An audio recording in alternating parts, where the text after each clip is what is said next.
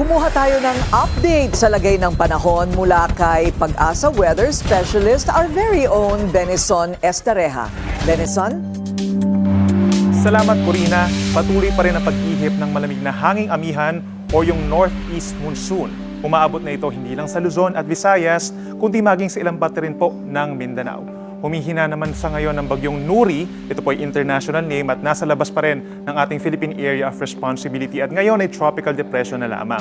Uli itong namataan higit 1,415 kilometers, silangan ng Eastern Visayas, hindi pa rin inaasahang papasok o makakaapekto sa alimampanig ng ating bansa.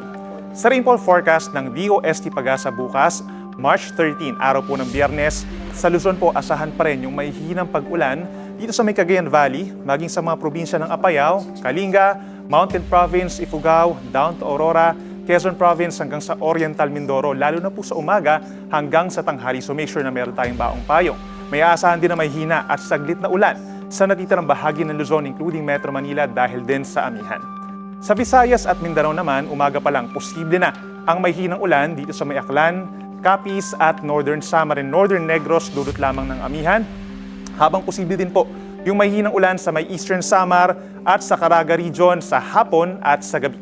Sa ilang pambahagi ng Visayas at Mindanao kagaya ngayong araw, bahagyang maulap hanggang minsan maulap ang kalangitan at posible lamang ang saglit na pag-ambon. Hanggang weekend, patuloy na mararamdaman ng malakas at malamig na amihan sa halos buong bansa. For Metro Manila, possible po ang 20 to 21 degrees na lamig sa madaling araw, habang sa Baguio City, posibleng makapagtala ng 12 hanggang 14 degrees Celsius na minimum temperature. Ramdam din ang amihan sa Visayas at Mindanao kagaya sa Cebu at sa Davao kung saan mababawasan po ang init at bibihira na lamang yung mga thunderstorm occurrences. Ayon sa Pag-asa, posible pa rin magtagal ang amihan season hanggang sa ikatlo o huling linggo ng Marso. At dahil sa malakas na amihan, meron po tayong gale warning o babala sa mga delikadong alon dito po sa mga baybayin ng Batanes, Babuyan Islands at Ilocos Norte. Kaya sa mga nagbabalak po na maglayag bukas at sa Sabado, lalo na sa mga nangingisda, magiging maalon po ang karagatan at posible rin po kayong pagbawalan na pumalaot. At yan muna ang napapanahong ulat. Ako po si Benison Estareja para sa Billionaire News Channel.